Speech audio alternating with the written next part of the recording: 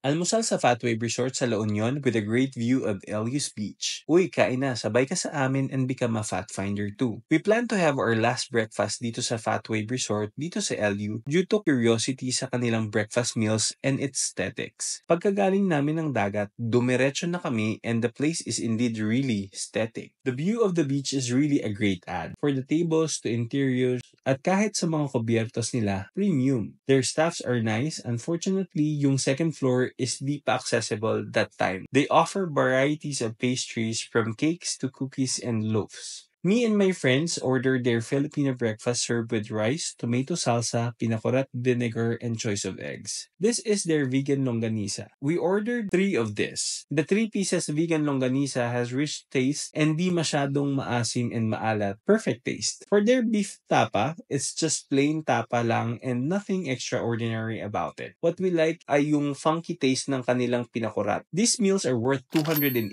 pesos per meal. We also added LU's brown chocolate and my friend really like it, lalo na yung fudge. They accept cards and GCash and cash. Check this menu so you can plan what you will order when you visit them. So, bill reveal na. We spent approximately 1,200 pesos para sa lahat ng meal namin and good for 5 packs yun. It's a great experience but expected a bit more. And that's it, finders. Bye-bye!